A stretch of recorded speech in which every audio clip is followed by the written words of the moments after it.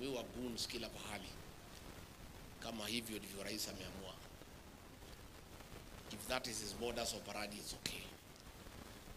But sending goons ndani ya kanisa, rais, what happened to you? Ndani ya kanisa, surely hao watu ya kanisa ndio walikuombea. Sasa wewe umefika kiwango, ulinitumia goons Limuru kwa funeral, wakatuangaisha, tukasema ni sawa. The other December ukatutumia goons huko Shamata, wakatuangaisha, tukasema ni sawa. Last week ulikuwa umetuma watu huko Nyeri nje ya kanisa.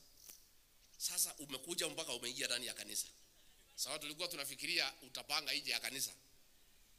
But you have become bold. You don't care anymore that you are sending goons through the governor hapa ya Nairobi kuja kuangaisha kanisa la Kristo na kuangaisha sisi. It's okay, there is no problem. Wewe endelea, kama unaona hivyo ni sawa, there is no problem. We are aware, the Deputy Inspector General aliambia polisi wasikuje, but a few policemen in plain clothes walikuja wakasaidia pale, which is okay because there are some officers who are conscious that they have a constitutional obligation to protect life and property. Last week umetutumia polisi kutuangaisha Naivasha, which is okay. Lakini tunashangaa kwa nini? Kwa sababu wewe unatembea hapa kwetu mlimani, hakuna mtu amekuuliza. Si ametembea? Na nikaambia watu wamkaribishe. Bora walipe, si ndio? So now let us be decent people. The way umekaribishwa pale, wachana na sisi tutembee pale tunataka. And even if you want to pursue us, don't pursue us inside the church. But of course, when we are seated here, wondering why the president would go to that length of sending goons inside a church to attack leaders, to attack Christians. But we also remember that sometimes back,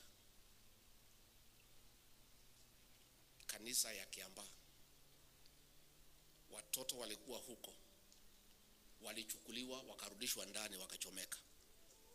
So we are not surprised because hii ni tabia ambayo inaonekana it is consistent. So wewe rais endelea, no problem. Lakini ujue hii kitendo ya leo, uhusiano yako na kanisa ya PCA is irreparably damaged ever. So wewe endelea tu vile unataka, it's okay, there's no problem. And other churches are seeing. Hakuna mtu haoni. Na mimi sijui ni kwa nini kama sisi we are nothing. We are finished. We are nobody in this country. Why are you pursuing us? Si wachana na sisi tu tukae. Wewe uko na nguvu, uko na umaarufu mingi. Endelea. Wewe wachana na sisi. Sisi tuende kanisani tuombe Bwana, tuende nyumbani. Tuende mazishi tuzike rafiki, tuende nyumbani. Leave us alone. And I want to tell you, Rais, tafadhali, vile maneno naendelea hii Kenya, even if you eliminate Rigathi Gachagua, nothing will change. It will just complicate your politics more than is already complicated. And we have enough soldiers to carry on with the struggle. You know, you may bring me down if that is what you think will help you, but we have enough soldiers here to carry on with the struggle. So sisi tunakualika ufanye vile unataka. Governor, hawa watu ya Kasarani walikuchagua. You cannot pay them back by kutuma goons kwa kanisa yao. Surely. It doesn't matter how ungrateful you are. If nothing else, watu ya Kasarani governor walikupigia kura, walikupatia mamlaka. How can you send goons in their church when they are raising funds for the completion of their church? It's very insensitive, it's very unkind, and it's something that we don't understand. But doesn't matter,